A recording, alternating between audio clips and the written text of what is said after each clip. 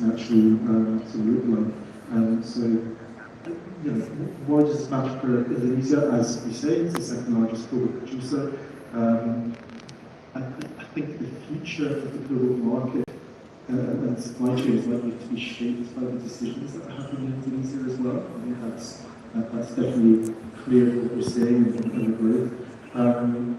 There's increased attention from policymakers, particularly for critical transition minerals such as cobalt, and the way that ESG issues are managed here will reflect on and impact the whole cobalt value chain. So it's important in that context. I think that lesson 2 is the challenge is increasingly around implementation and incentives, and I think we mentioned implementation of boundaries for actually doing something and seeing outcomes. It's not a lack of standards. We have standards, and they are using common principles as well, international frameworks. So it's how do we translate these commitments into measurable improvement to workers, communities, and environment. So really looking beyond compliance. So getting these sort of tangible outcomes and measuring these things to demonstrate that. But I think also there's significant investment happening. We're asking companies to invest in due diligence systems, environmental management, stakeholder engagement, traceability, grievance mechanisms, and so on. And I think there's a bit of a gap where I don't think companies are receiving sufficient or consistent commercial reward for these efforts or for demonstrating performance as well.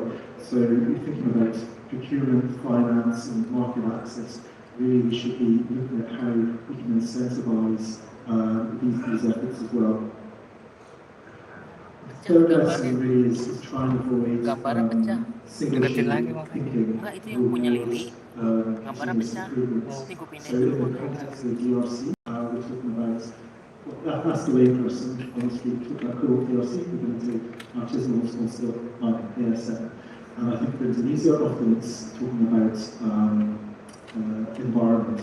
So it's trying to look beyond these single issues. Responsible business conduct is about the range of issues, the range of salient issues across E, S, and G, and having continuous improvement for these. There's no perfect mining jurisdiction, and so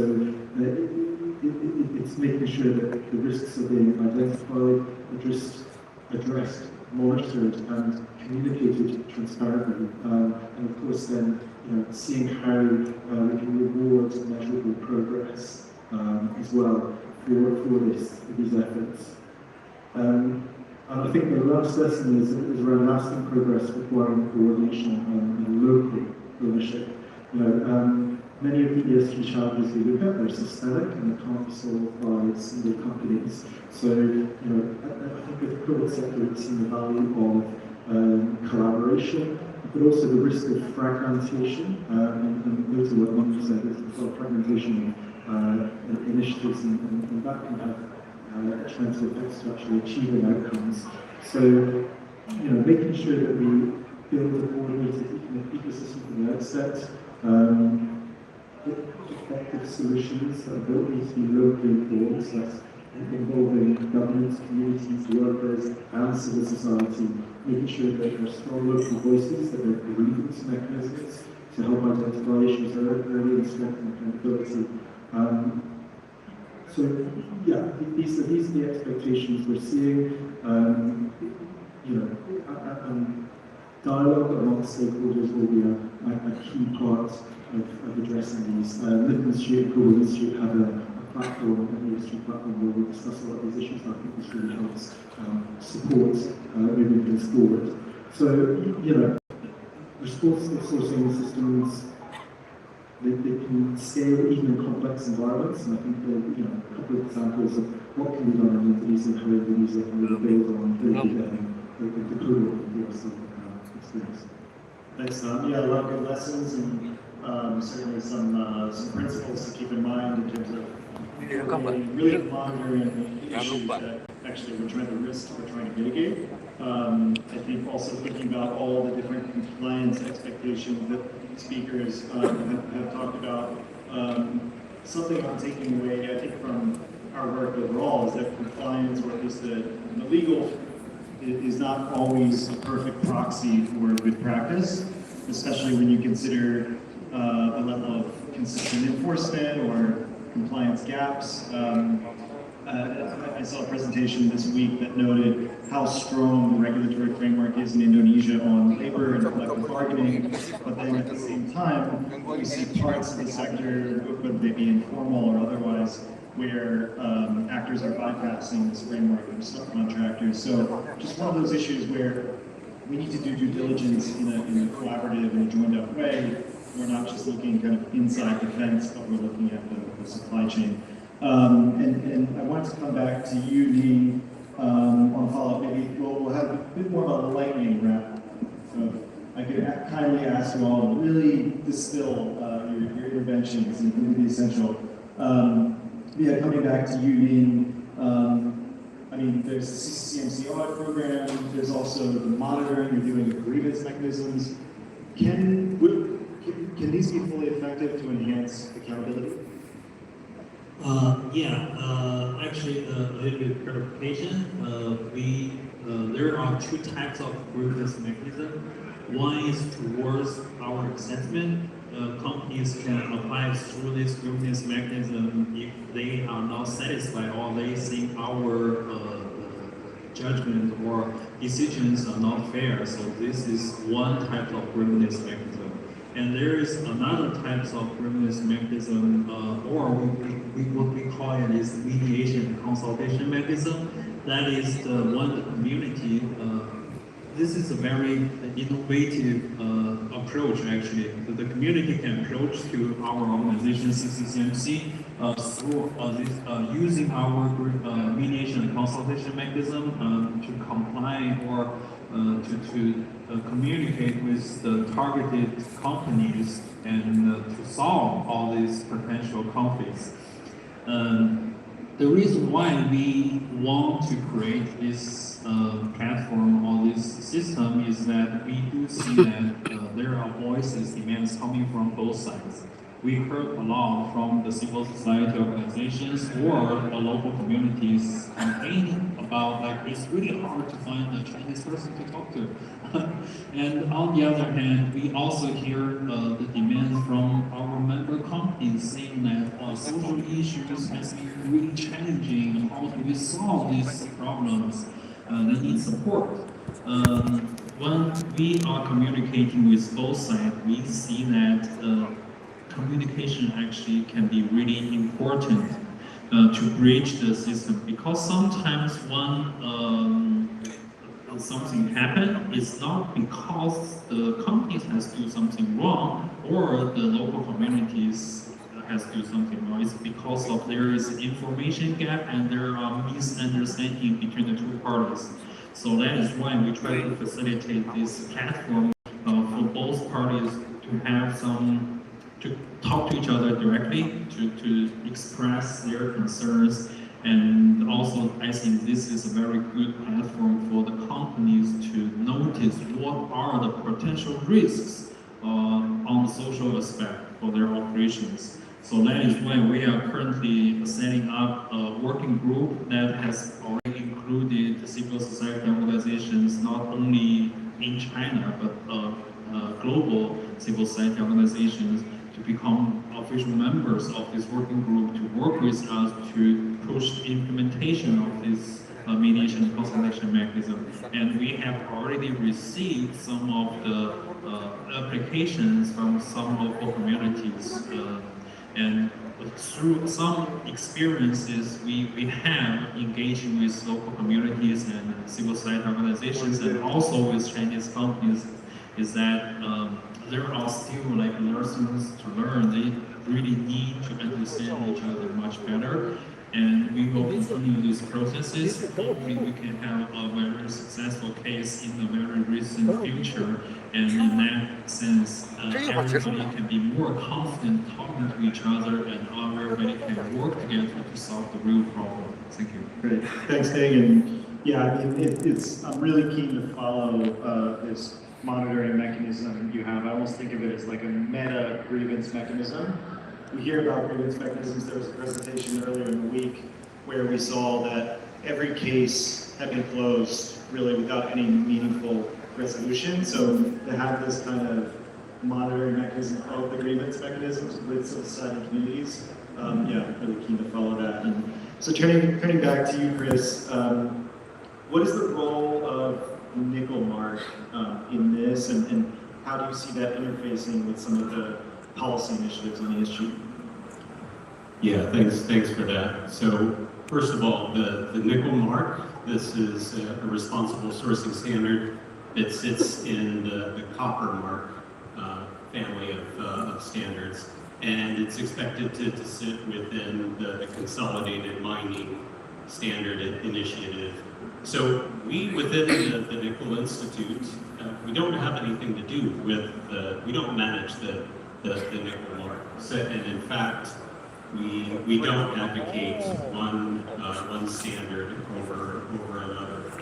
But we do believe that all nickel producing sites should work towards achieving one of the internationally recognized responsible sourcing standards. And the reason for this is probably very clear for everybody. It's that independent accreditation and certification that gives really objective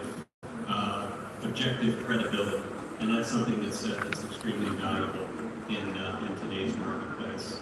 So there are also practical benefits of this. We believe, we anticipate. So the credibility is where these standards will have traction at the regulatory level.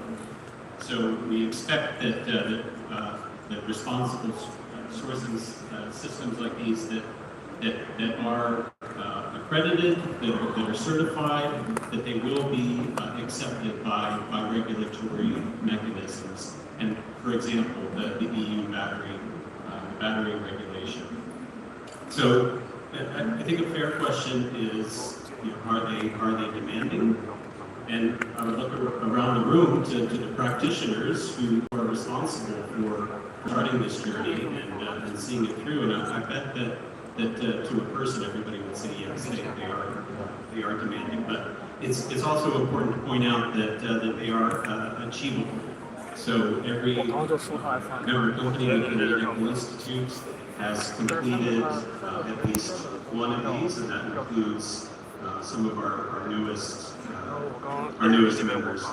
And I just like to just get into the depth. I would challenge those who are going through these processes to really make sure, especially if you're a nickel producer, to really make sure that the health and the environmental reporting standards or criteria are science-based. So it's really important that this is not just a box-checking exercise. If you want to have that standard, that process mean something at the international level. So I think the encouraging point that we saw when we visited Weda Bay, and that we've learned throughout this week, is that Indonesian producers are clearly making progress and recognizing the value of taking these responsible sourcing journeys. And again, I would just encourage them to take the added step of ensuring that the nickel-specific, cobalt-specific health and environmental elements that go into that reporting are science-based, because that science-based really will make a difference in the long run. Thanks, Chris. Yeah, an important link there too between science-based and also what you said in terms of the relationship between the schemes, the audit programs, and regulations can play a role in guiding companies to make sure they're using credible systems. And so over to you, Yumo, you spoke about strategy. Can you speak a little bit about the challenges with your due diligence? You give a couple examples at the beginning. Okay, very good question about challenge. I want to say 3 points. First point, I want to echo to Nihon. The one of the challenge for us is there is so many standards in the world, from European, from China, from Indonesia. In this different sector, there are different standards. Corporate mark, SCCM for mining standard, for mining sector. So the smelter, RMI, ASEAN, and we also have Indonesia standard. So actually it's difficult for us to meet to get the certification for all the standards. So the second challenge for us is that there are so many expectations from so many stakeholders. I said our downstream customer is our very important stakeholders. But beside downstream customer, we also have our community. We have empower our community. We also have help government to downstream development. We also have to provide a healthy and inclusive working environment for our employer. So, to manage such kind of level industrial park is difficult because managing industrial park is comprehensive and complex. There is no ES standard in the world for smelting industrial park. No one can give a definition for which industrial park is sustainable or unsustainable. The last part is, I think it needs jointly collaboration with all stakeholders. This part I want to echo to again. No single enterprise can solve all the issues. It needs jointly cooperation from the whole supply chain, from the downstream to upstream. We need dialogue. We need to discuss how to address this issue together. So that's why we joined so many international ES conference, OECD conference,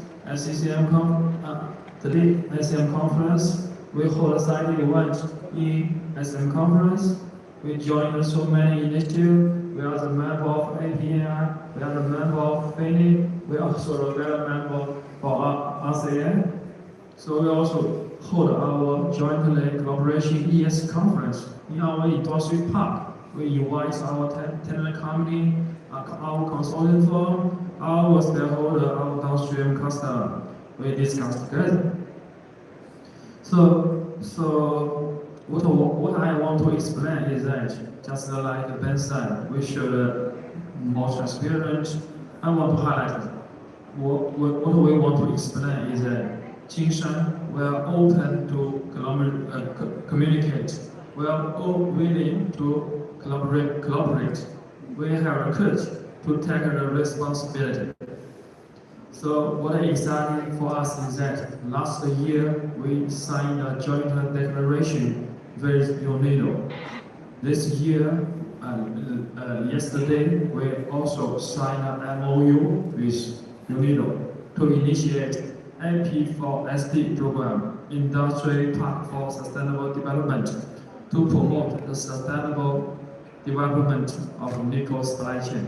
We want to set up such kind of dialogue program to invite all the stakeholders join with us to solve the issue for whole supply chain. Let's work together. Let's to build a green and sustainable future. Thank you. Thanks for that call, Yumo. And did you see similarly encountering different challenges in Indonesia compared to other jurisdictions for Vale? Yeah,